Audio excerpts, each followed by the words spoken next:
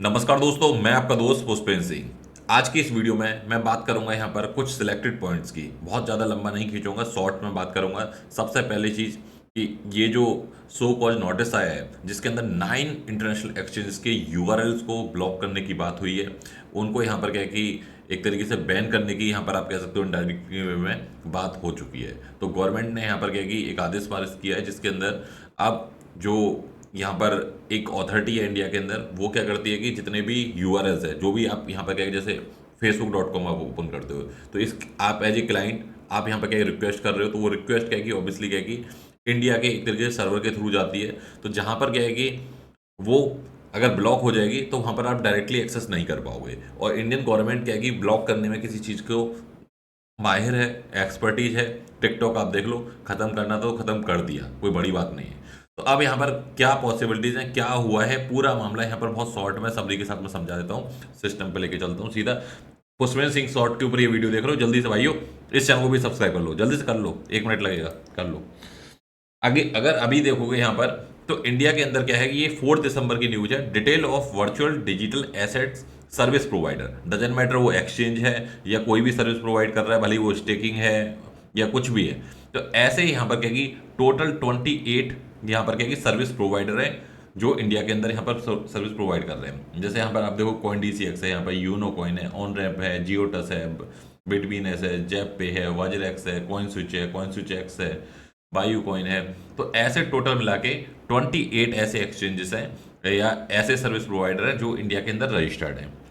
अब लोग in register की बजाय अनरजिस्टर्ड भी यूज कर रहे हैं, जैसे क्या कि बाइनेंस को यूज कर रहे हैं। अब यहाँ पर क्या गवर्नमेंट ने क्या किया, एक यहाँ पर नोटिफिकेशन जारी किया, एक यहाँ पर आप कह सकते हो कि एक नोटिस जारी किया, सो कॉल नोटिस जिसको हम बोलते हैं, 9 एक्सचेंजेस को, जिसमें बाइनेंस है, केयू कॉइन है, हो भी है। अब आप यहाँ पर एक चीज़ देखना कि ये नोटिस भेजने वालों की समझ देखना आप। अगर ये इतना सा छोटा सा काम भी कर लेते, कॉइन मार्केट कैप पे जाते, वहाँ के टॉप के 10 एक्सचेंज की, टॉप 9 एक्सचेंज की लिस्ट में से वहाँ पर जो वॉल्यूम वाइज अच्छे हैं या वैसे स्ट्रॉन्ग एक्सचेंज उनकी लिस्ट उठाते और वहाँ से बैन कर सकते थे। इंडिया के अंदर शायद ही कोई क्रैकन यूज करता हुआ, बट इसको बैन किया जा रहा है। भैया ये तो खुद इंडिया के अंदर है, एग्जिस्ट ही नहीं करता इंडिया के अंदर, शायद ही कोई यूजर होगा।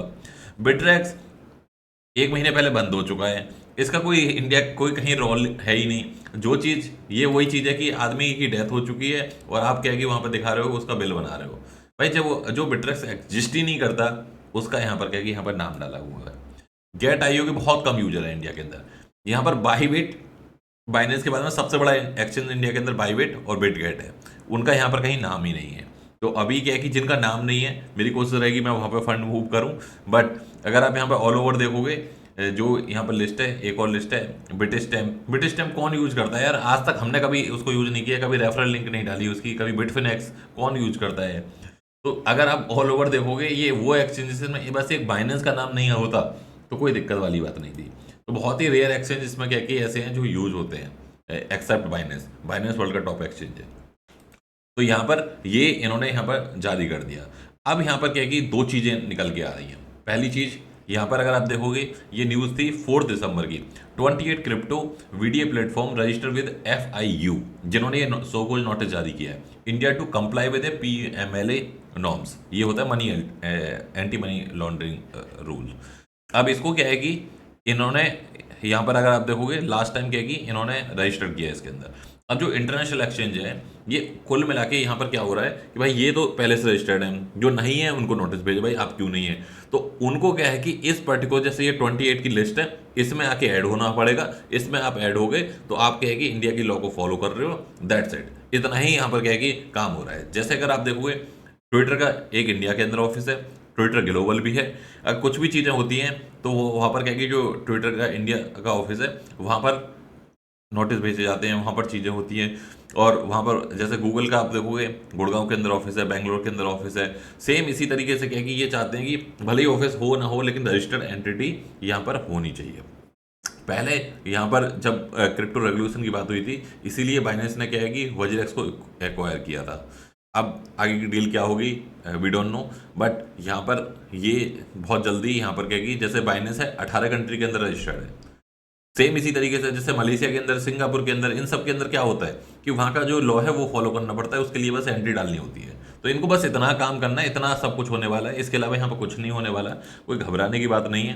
बट आपको अपनी ट्रेड का रिकॉर्ड प्रॉपर तरीके से आप कहाँ पर कर रहे हो, क्योंकि P2P में इतने सारे स्कैम चल रहे हैं, इतने सारे स्कैम चल रहे हैं, डेली बेसिस के ऊपर आप देखते हुए कमेंट सेक्शन फुल रहता है। तो कोई भी गलत चीज़ मत करो, सेफ तरीके से चलोगे कोई दिक्कत नहीं है, आप सारी चीज़ जस्टिफाई कर सकते हो। लेकिन अगर आपने ऐसी जगह से पैसा लिया हुआ है, वो सामने वाला पर्सन फ्रॉड है, स्कैमर है, तो ऑब्वियसली क्या कि आप खुद फंसोगे, दूसरों को भी फंसवाओगे। आपको सेफ तरीके से काम करना है, कोई दिक्कत वाली बात नहीं है। अभी मैं कुछ फंड यहाँ पर बिटकैट के ऊपर मूव कर रहा हूँ, कुछ यहाँ पर बाईबिट के ऊपर मूव कर रहा हूँ, कुछ जो इनमें नहीं है उनके ऊपर मैं अपना फंड मूव कर रहा हूँ। कल को यूआरएल बैन कर दिया, कोई बड़ी बात नहीं है, तो भाई मैं बाइनेंस एक्सेस ही नहीं कर पाऊंगा। तो इस वजह से क्या है कि ऑब्वियसली यहाँ पर हमें मूव करना पड़ेगा। तो कुछ थोड़ा थोड़ा फंड आप मूव कर सकते हो। मैंने एक्सचेंज की लिस्ट भी यहाँ पर दी हुई है वीडियो के डिस्क्रिप्शन में, कंटिन्यू। इसके अलावा मैं ज़्यादा एक्सचेंज, यहाँ पर बहुत सारे नए नए एक्सचेंज हैं, उन पर मत जाना। बट कोशिश ये करो जो भी आपका एसेट है उसको सेफ रखा जाए।